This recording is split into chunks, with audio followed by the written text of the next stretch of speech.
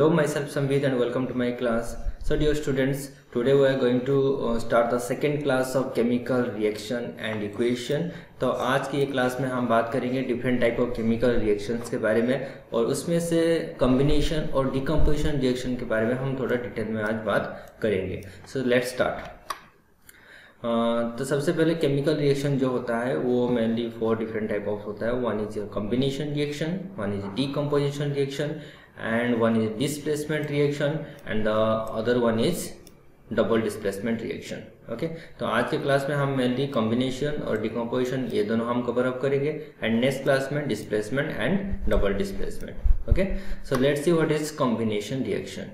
So combination reaction, here suppose you have two reactants, one is A and another one is B, okay, and chemical reaction takes place between them and they give a product that is made up of A and B and it is a single product. Okay, it is important in combination reaction. Combination reaction में the reactant may be 2 or more than 2 but the product must be 1. Okay, this type of reaction is called combination reaction. इसमें product का number कभी भी एक से ज़्यादा नहीं होगा. सो डेफिनेशन थोड़ा देख लेते हैं कॉम्बिनेशन का. The chemical reaction in which 2 or more reactants combine to form a single product is called the combination reaction. ठीक है, तो कॉम्बिनेशन रिएक्शन में कभी भी सिंगल एक से ज़्यादा प्रोडक्ट फॉर्मेशन नहीं होगा. एक एग्जांपल देख लेते हैं. So it is an example that the reaction of hydrogen and oxygen, it gives you water and it will balance, then you have to write here 2 and here the water molecule will be 2. Okay, यहाँ पर आप देख सकते हैं hydrogen जो है इसका nature होता है that it is a self combustible gas, में खुद जल जाता है, it catches fire, and oxygen it suffers burning. Is it? लेकिन जब इनके बीच में रिएक्शन होता है the water is the villain of fire, मतलब ये आग को जलने नहीं देता, ये बुझा देता है. So here the chemical reaction takes place and the product form is single, एक ही प्रोडक्ट फॉर्मेशन होता है. So it is example of combination reaction.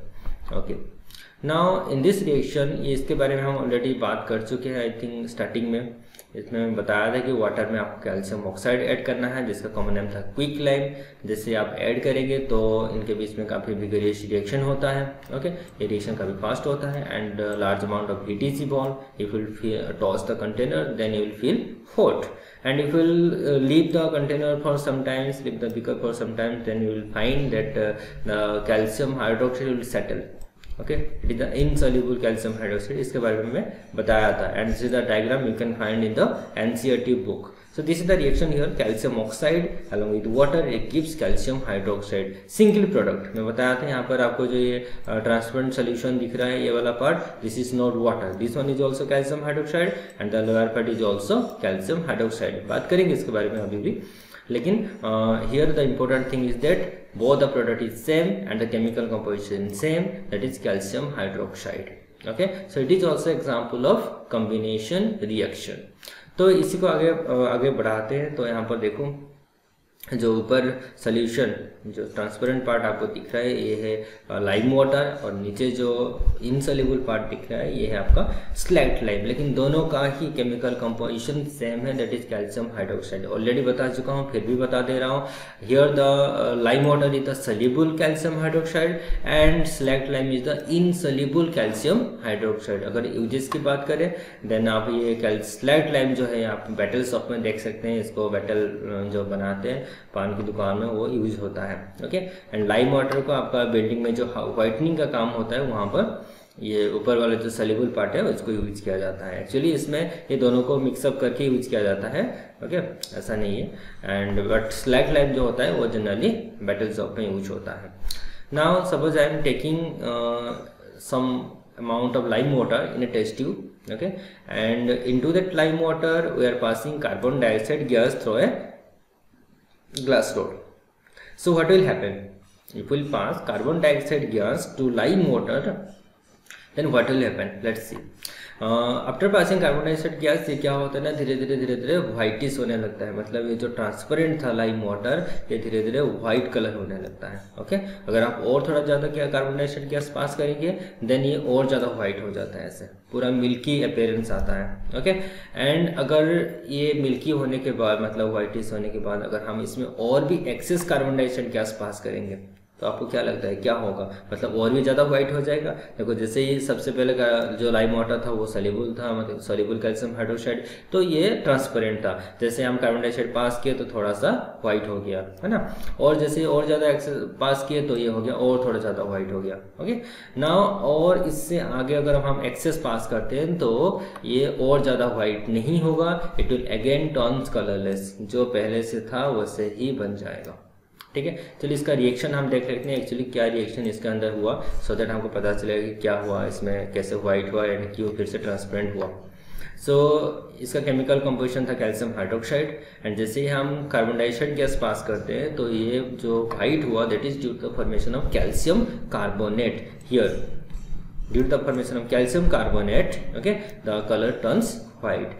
अब इसके अंदर कैल्शियम कार्बोनेट था और वाटर था, ठीक है। जब इसके अंदर हम एक्सेस कार्बन डाइऑक्साइड पास करेंगे, now this three react again, calcium carbonate, water and carbon dioxide. On this reaction it gives calcium bicarbonate or calcium hydrogen carbonate. This is in this test tube. Okay, here it forms calcium hydrogen carbonate, calcium bicarbonate in the fourth test tube. Okay, but here calcium carbonate was insoluble, that's why you can see the color of the solution that turns milky white. Okay, but since the calcium bicarbonate formed again after the passing of excess carbon dioxide, it is completely soluble in water, so you can see the color is transparent. Okay, so here this reaction is very much important. Many times questions come from this equation, so you have to remember this one, that what happens when excess carbon dioxide is passed to the lime water. So first initially it will turn milky due to the formation of calcium carbonate, and later on passing of excess carbon dioxide it will again turns colorless due to the formation of calcium hydrogen carbonate or calcium bicarbonate. Okay, now let's see another reaction. Here, okay, here it is the uses of calcium carbonate. Okay, it is a small part given in a book. So calcium carbonate, actually the chalk that you can see, it is made up of calcium carbonate. The marble that is used for the flooring or wall, that is also made up of calcium carbonate, the chemical composition. And calcium carbonate is also used for some that antacid tablets, and if you will find in nature, then the eggshell is also made up of calcium carbonate. Okay, so calcium carbonate in nature you can find in many places. So let's see another reaction, another example. Let us example 2 of that combination reaction.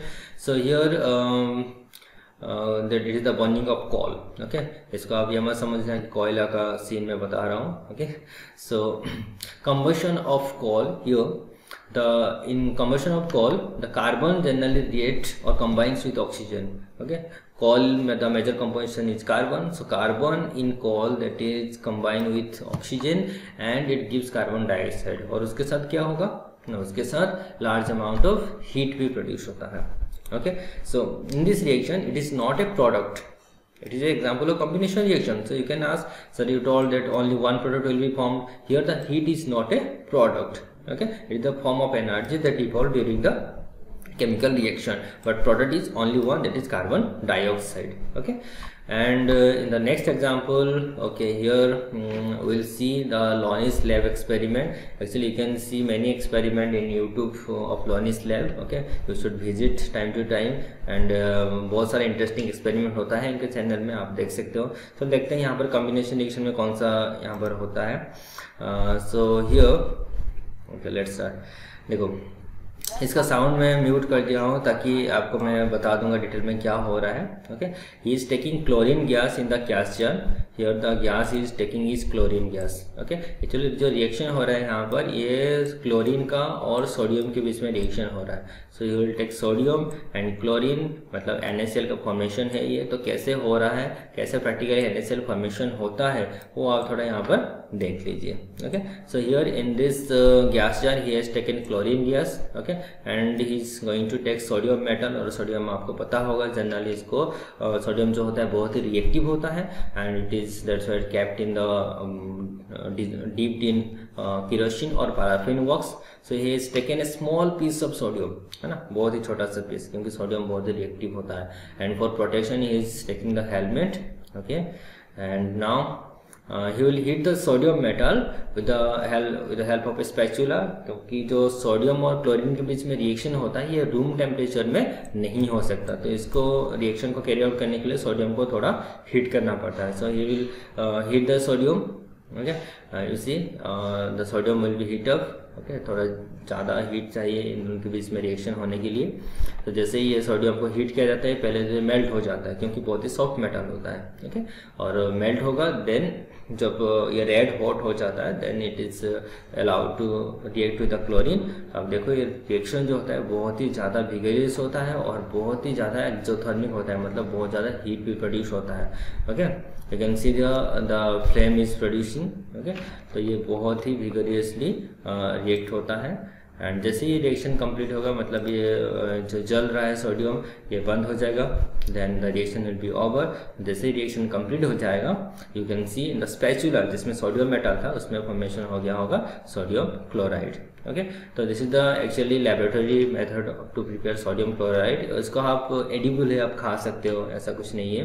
But the thing is that अगर इसी process में sodium chloride बनाया जाता तो इसका cost बहुत ही ज़्यादा होता, थैंक्स टू नेचर की, जिसके वजह से हमको मिल जाता है. मतलब सोडियम क्लोराइड नेचर में बहुत ज़्यादा अवेलेबल है, तो मतलब कम कॉस्ट में जस्ट हम रिफाइन करके उसको यूज कर रहे हैं. Okay, so now let's move further. तो क्वेश्चन ये है कि what is the common in this three reaction. कौन सा थ्री रिएक्शन मैं आपको फिर से थोड़ा बता देता हूँ. सबसे पहले जो हम बात किए दैट कम्बशन ऑफ कोल में, उसमें कार्बन कंबाइन हुआ ऑक्सीजन के साथ, ये है आपका पहला रिएक्शन. सेकंड में अभी जो हम देखें लॉरेंस लैब में दैट सोडियम एंड क्लोरीन का रिएक्शन, और इससे पहले जो हम बात किए थे कैल्शियम ऑक्साइड और वाटर के बीच में रिएक्शन. ये तीनों रिएक्शन में बताया all this three come under the category of combination reaction, मतलब दो या दो से ज़्यादा रिएक्टेंट कंबाइन होकर एक ही सिंगल प्रोडक्ट फॉर्मेशन होता है. बट इसमें और क्या कॉमन है, मतलब ये तीनों रिएक्शन में और कॉमन क्या था. कॉमन ये था कि तीनों में large amount of heat evolve हुआ था, है ना.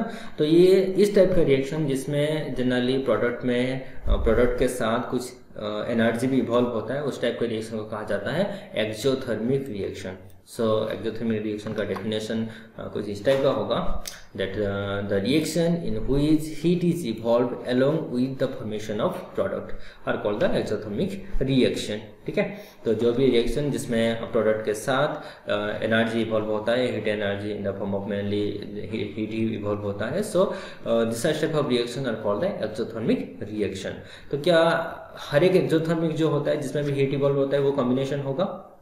ऐसा नहीं होता. मतलब जो कॉम्बिनेशन रिएक्शन में जनरली क्या होता है ना, एनर्जी इवॉल्व होता है, बट जितना भी रिएक्शन जिसमें एनर्जी इवॉल्व होता है ऐसा नहीं कि वो सब कॉम्बिनेशन ही होगा. फॉर एग्जांपल में आप देख लेते हैं अदर एक्सोथर्मिक रिएक्शन जो कि कॉम्बिनेशन नहीं है. ये क्या डायग्राम आ गया, मतलब ये क्या इमेज आ गया इसमें. Actually it is the I am talking about respiration reaction. तो देखते हैं रेस्पिरेशन रिएक्शन एक्चुअली कैसा होता है. सो इसमें क्या होता है रेस्पिरेशन रिएक्शन में, दिस इज द C6H12O6, ये एक्चुअली होता है ग्लूकोज. ये ब्रेकडाउन होता है inside the mitochondria in presence of oxygen.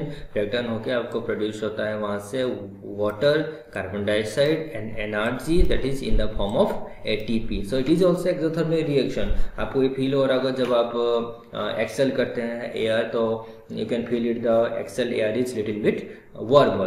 So it is also example of exothermic reaction. अगर इसको हम बैलेंस करें तो यहाँ पर हो जाएगा आपका 6 ऑक्सीजन हो जाएगा, 6 वाटर हो जाएगा एंड 6 कार्बन डाइऑक्साइड. इसको बैलेंस करने के लिए आप जनरली जो अल्जेब्रिक मेथड हम बताए थे प्रीवियस क्लास में वो आप यूज करें, क्योंकि हिट एंड ट्रायल में इसको सॉल्व करना थोड़ा टाइम टेकिंग होता है. So it is better to use the algebraic method. Okay, so this is the example of exothermic reaction जो कि कॉम्बिनेशन नहीं है. Okay, so generally we can say that combination are exothermic, but all exothermic are not combination reaction. Okay, so now let's see the second type of reaction, that was your decomposition reaction. Okay, और decomposition reaction समझाने के लिए आप मान लीजिए एक egg है, और एग जब कुछ दिन मतलब ऐसे रहता है हैचिंग के लिए, तो उसके बाद एग से प्रोड्यूस होता है आपका हैन, मतलब जो छोटा सा चिक प्रोड्यूस होता है, एंड रह जाता है आपका एग का सेल. मतलब एग का सेल टूटने के बाद आपका चिक प्रोड्यूस होता है ना. और ये चीज जो है अपनी आप बाहर नहीं आता। The hen has to hatch the egg, मतलब उसको कुछ एक ड्यूरेशन होता है 28 डेज या 30 डेज या समथिंग कुछ तो होता है। Then he has to sit on the egg, and जब ये जो चीक होता है कंप्लीटली फॉर्मेशन हो जाता है inside the egg, then the mother hen she has to crack the shell of the egg so that the chick comes out. मैं इसलिए बता रहा हूँ कि डिकम्पोजिशन रिएक्शन कुछ इसी टाइप का ही होता है। मतलब यहाँ पर जैसे सिंगल एक ही चीज था, इससे आपको दो चीज मिल गया, एक होगा एग का सेल एंड दूसरा आपको हो गया ये चिक, है ना। और ये अपने आप टूट के नहीं निकला, इसमें the hen has to crack the egg. तो डिकम्पोजिशन रिएक्शन में भी सेम चीज होता है, एक रिएक्टेंट होगा उससे आपको बहुत ज्यादा प्रोडक्ट फॉर्मेशन होता है। It is just the opposite of combination reaction. Combination में क्या होता था ना, सिंगल प्रोडक्ट फॉर्मेशन होता था, लेकिन डिकम्पोजिशन में सिंगल रिएक्टेंट होगा और सिंगल रिएक्टेंट से मेनी प्रोडक्ट फॉर्मेशन होगा। और इससे अपने आप ये स्प्लिट नहीं होगा, विद द हेल्प ऑफ और with the application of energy होता है। तो कौन सा एनर्जी यूज करेंगे हम केमिकल रिएक्शन में, तो either it is in the form of heat और it is in the form of sunlight और लाइट एंड और in the form of electricity. तो डिकम्पोजिशन रिएक्शन में ये तीन टाइप का एनर्जी यूज होता है। तो सबसे पहले हम देख लेते हैं हीट एनर्जी को यूज करके क्या क्या रिएक्शन हो सकता है। जो भी रिएक्शन होता है हीट एनर्जी को यूज करके, मतलब हीट एनर्जी को अप्लाई करके जो भी डिकम्पोजिशन रिएक्शन होता है उसको कहा जाता है थर्मल डिकम्पोजिशन रिएक्शन। अगर हम डेफिनेशन देखें, देन आ गया, the reaction in which a single reactant splits into two और more products by the application of heat energy. कोई भी रिएक्शन में अगर एक सिंगल प्रोडक्ट, जैसे मैं बताया ना decomposition just opposite of the combination. Combination में सिंगल प्रोडक्ट होता था, लेकिन यहाँ पर सिंगल रिएक्टेंट होगा that split into either two, और दो से ज़्यादा भी प्रोडक्ट निकल सकता है। आगे हम देखेंगे अलग अलग एग्जाम्पल में जिसमें दो से ज़्यादा भी प्रोडक्ट फॉर्मेशन होता है। And here important is that by the application of heat energy then such type of reaction are called dot dot dot dot means thermal decomposition reaction. Okay, so एक example हम देख लेते हैं। ये जो आपको दिख रहा है फैक्ट्री जैसा, यहाँ पर क्या होता है ना, कैल्शियम एक्चुअली ये जो स्टोन पत्थर जैसा आपको दिख रहा है जो कि ब्रेक होके पाउडर फॉर्म में आता है। Actually this stone is your calcium carbonate और इसको कहता है लाइमस्टोन। ओके, जैसे इसको आप हीट देंगे तो क्या होगा ना, यहाँ से कैल्शियम ऑक्साइड जो क्विक लाइम हम पढ़ रहे थे इससे पहले रिएक्शन में, और क्विक लाइम जो फॉर्मेशन होता है, एक्चुअली नेचर में क्विक लाइम अवेलेबल नहीं होता, नेचर में अवेलेबल होता है limestone that is calcium carbonate. और उसको जब हम थर्मल डिकम्पोजिशन रिएक्शन करते हैं तो वहाँ से निकलता है quick lime and the evolution of carbon dioxide gas. So it is example of thermal decomposition reaction because on the application of heat energy the limestone is converted to quicklime and evolution of carbon dioxide gas happens. Okay, here the upward arrow mark I think आपको पता होगा, जो भी gas जो formation होता है कोई भी रिएक्शन में तो उसको रिप्रेजेंट करने के लिए अपवर्ड एरो मार्क दिया जाता है। Now let's see another example। इसमें क्या है, ये जो कंपाउंड आपको दिख रहा है ये है आपका फेरस सल्फेट। और फेरस सल्फेट को जैसे आप थर्मल डिकम्पोजिशन रिएक्शन करेंगे, मतलब जैसे ही हीट देंगे तो ये एक्चुअली इसका कलर था आपका पेल ग्रीन कलर इसको कहा जाता है। ओके, ये green colour to dull white colour में कन्वर्ट हो जाता है, और जब इसको आप फर्दर और भी ज़्यादा स्ट्रांगली हीट देंगे तो ये ब्राउन कलर में फॉर्मेशन हो जाता है। तो पहले ये कलर चेंज बहुत ही इंपॉर्टेंट है यहाँ पर, इसलिए पहले मैं बता देता हूँ। ये जो कलर था ये था पेल ग्रीन कलर, ठीक है। और जैसे इसको हम ज़्यादा हीट करें तो ये बन जाता है आपका मतलब डल वाइट कलर, देन ये बन जाता है आपका ब्राउन कलर। तो ये जो स्टार्टिंग में कंपाउंड था ये था ferrous sulphate heptahydrate, means it था फेरस सल्फेट क्रिस्टल। और ये जो 7H2 आपको दिख रहा है इसको कहते हैं water of crystallization. I think किसी किसी को पता होगा कि what is water of crystallization, अगर नहीं पता है फिर भी मैं बता देता हूँ। Okay, actually water of crystallization ये होता है it is the essential water molecule present with the molecule of crystal.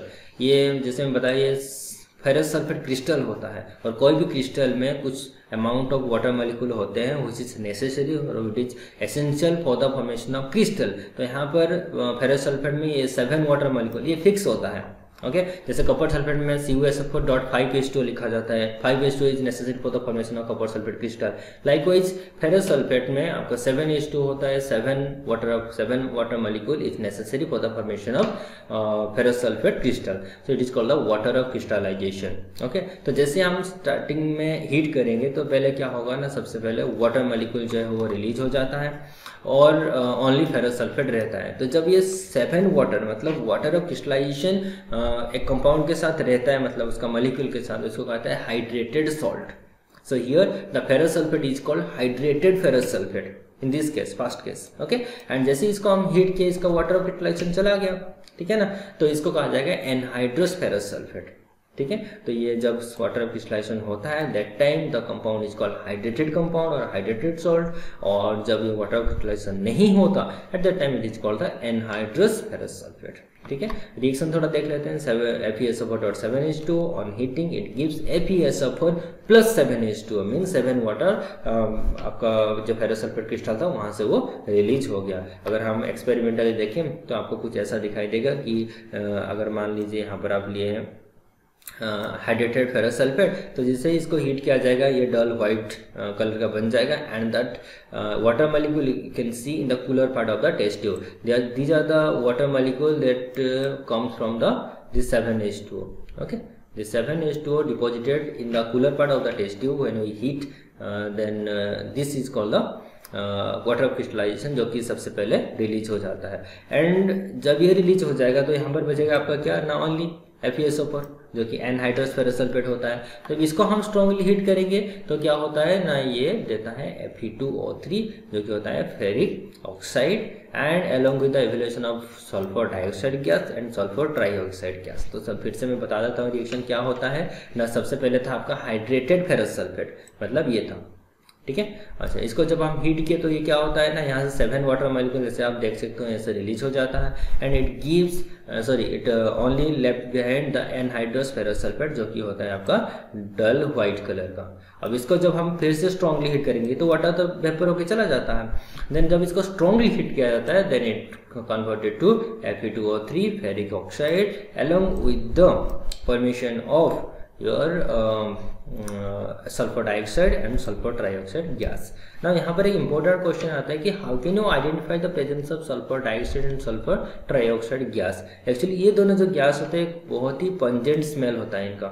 Okay, so pungent smell is a characteristic of this change, मतलब ये जो reaction में आपको pungent smell अगर आया then sulfur dioxide and sulfur trioxide gas evolve होता है। इसके अलावा और एक भी टेस्ट है to observe the evolution of sulfur dioxide and sulfur trioxide gas, वो है कि जब ये टेस्ट ट्यूब आप हीट कर रहे होंगे, मतलब ये हाइड्रेटेड फेरस सल्फेट जैसे रिएक्शन चल रहा होगा, you have to take a blue litmus, okay, and you have to make one part of the blue litmus wet, मतलब गीला कर देना है, मतलब यहाँ पर आपका होगा वाटर एंड ये वाला आधा पार्ट आपका ड्राई होगा ना। जैसे ही इसको आप लाएंगे to the close to the mouth of the test tube तो क्या होगा, यहाँ से जो गैस निकल के आ रहा था सल्फर डाइऑक्साइड गैस और सल्फर ट्राइऑक्साइड गैस, इनके कंटैक्ट में आने से ये जो वेट ब्लू लिटमस था ये कन्वर्टेड हो जाता है रेड में, मतलब ये जो जितना पार्ट आपका वेट होगा जितना पार्ट गीला होगा उतना पार्ट रेड में, रेड लिटमस में, मतलब रेड कलर में कन्वर्ट हो जाता है। अब मुझे बताओ कि लिटमस ब्लू टू रेड कब होता है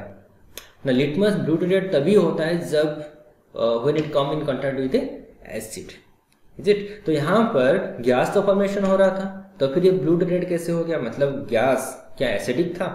हाँ, एक्चुअली गैस जब यहाँ पर वाटर के कंटैक्ट में आया, मैं बोला कि we have to take the litmus wet, मतलब हमको वेट ब्लू लिटमस लेना था, मतलब यहाँ पर वाटर था, ठीक है, and that water now react with the evolve sulphur dioxide gas and it forms sulphurous acid H2SO3, the name is sulphurous acid, ठीक है। और जब SO3 गैस फॉर्मेशन होता है तो वो रिएक्ट करता है वाटर के साथ that present in the wet litmus और ये हो जाता है H2SO4 जो होता है सल्फ्यूरिक एसिड।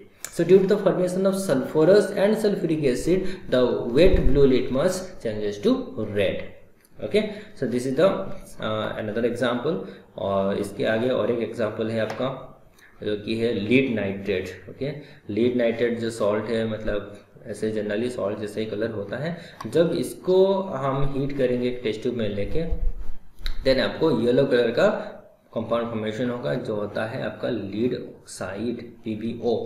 ये कलर बहुत ही इंपॉर्टेंट है, मेनली कभी कभी ना कलर बेस्ड क्वेश्चन आ जाता है, सो कलर चेंज आपको याद रखना होगा। लीड नाइट्रेट एज यूजुअल आपका वाइट कलर का होता है, एंड जैसे आप इसको हीट करेंगे तो ये कन्वर्ट हो जाता है किसमें ना येलो कलर में, that is due to the formation of lead oxide. तो यहाँ पर अगर मैं रिएक्शन लिखूँ तो lead nitrate on thermal decomposition it gives lead oxide along with the evolution of oxygen gas and nitrogen dioxide gas. और nitrogen dioxide gas जो होता है ये आप पहचान सकते हैं, मतलब इसका आइडेंटिफिकेशन है, लेकिन ऑक्सीजन का कोई आइडेंटिफिकेशन नहीं है because it is a colourless and odourless gas. बाकी जो नाइट्रोजन डाइऑक्साइड ये brown fumes in the form of brown fumes it used to get evolve, मतलब इसका जो कलर होता है ये ब्राउन होता है, okay.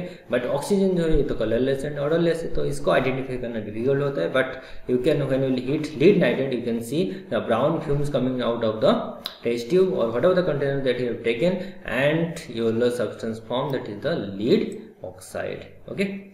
Now let's see the reaction that is accompanied by sunlight, मतलब sunlight को as in the form of energy use करके हम क्या क्या डिकम्पोजिशन रिएक्शन कर सकते हैं।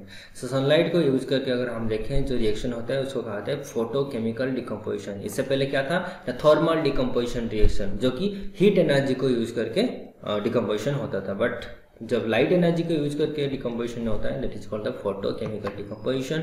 And definition just similar to the thermal decomposition reaction, जो स्टेटमेंट था यहाँ पर भी सेम होगा, जस्ट एक ही वर्ड में हम चेंज करेंगे, दैट वहाँ पर था हीट एनर्जी, यहाँ पर लिखेंगे light energy, okay. So the reaction in which single reactant, एक ही रिएक्टेंट स्प्लिट होगा डिकम्पोजिशन का, ये बेस्ट है कि सिंगल रिएक्टेंट होगा एंड 2 और मोर प्रोडक्ट फॉर्मेशन होगा bye the application of sunlight. इससे पहले हम बात किए थे हीट के बारे में, अभी होगा sunlight, that is called the photochemical decomposition reaction, okay।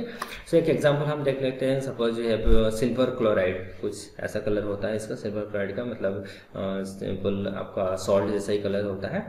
And जब इसको आप एक्सपोज करेंगे सनलाइट में, कुछ टाइम रख देंगे तो ये धीरे धीरे आपका कन्वर्ट हो जाते हैं पूरा ब्लैक कलर में, ओके। मतलब यहाँ से क्लोरीन गैस जो होता है वो इवॉल्व हो जाता है, मतलब यहाँ से डिकम्पोज हो जाता है एंड क्लोरीन गैस जो होता है वो चला जाता है। So this is the reaction that you can see silver chloride on decomposition in presence of sunlight. Here above the arrow mark you have to write sunlight, okay, it is not written but it is the decomposition that accompanied by sunlight, so above the arrow mark you have to write sunlight, it gives silver and chlorine gas, okay.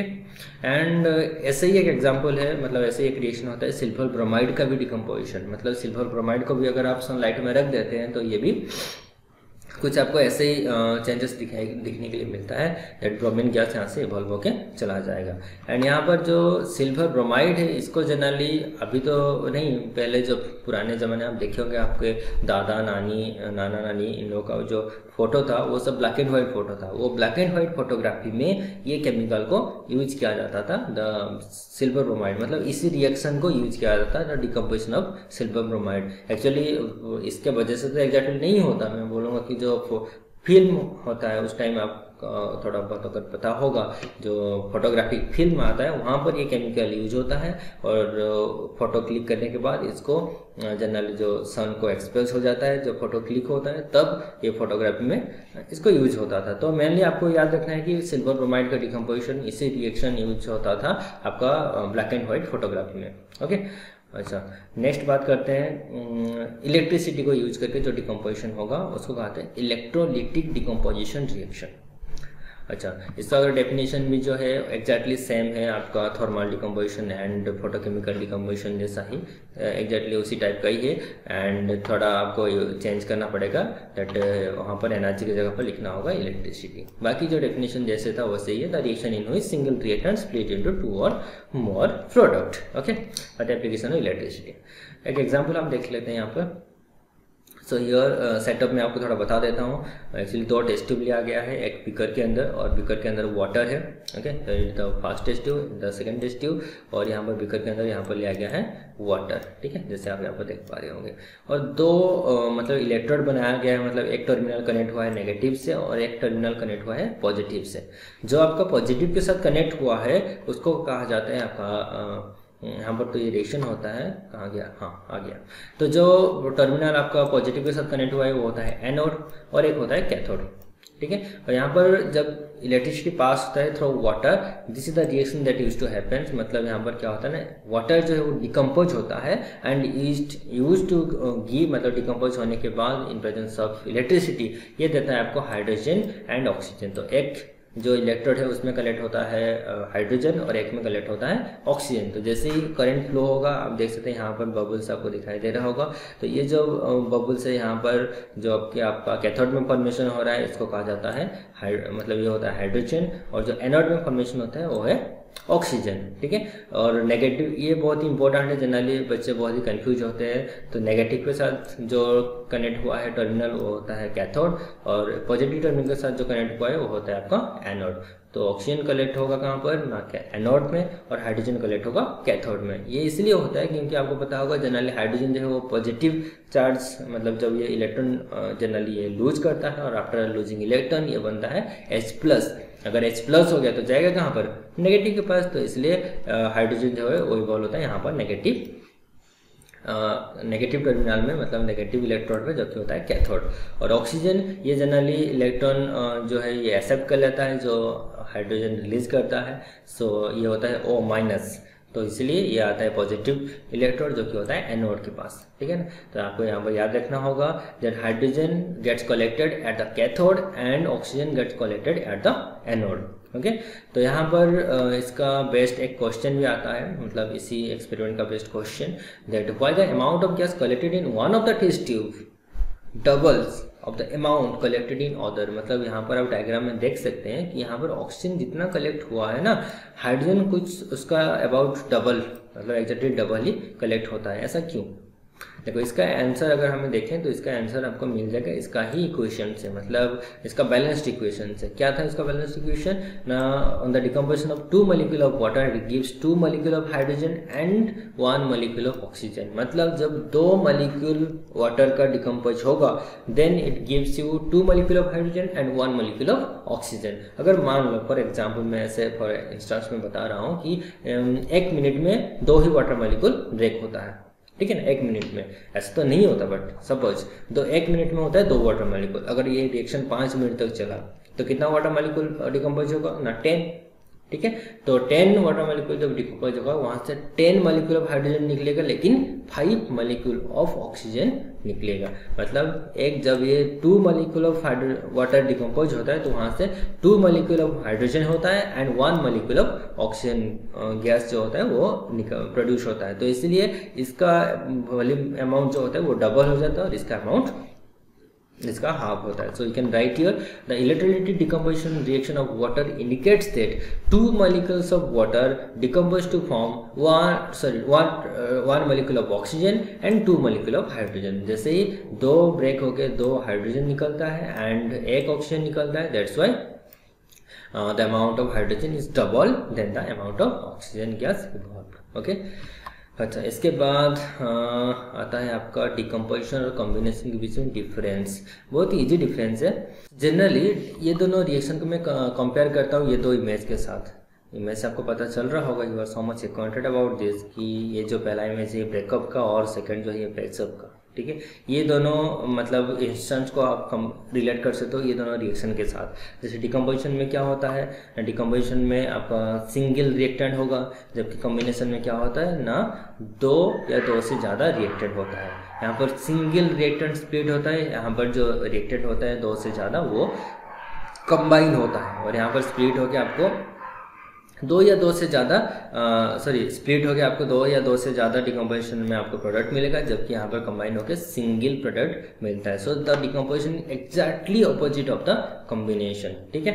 तो सबसे पहले आपका जो difference में सबसे पहले आप लिख लेंगे इनका definition, the reaction in which a single reactant split into 2 और more products by the application of NRC is called the decomposition reaction. जबकि कॉम्बिनेशन का डेफिनेशन था द रिएक्शन इन व्हिच 2 और मोर reactant combine to form a single product is called the combination reaction.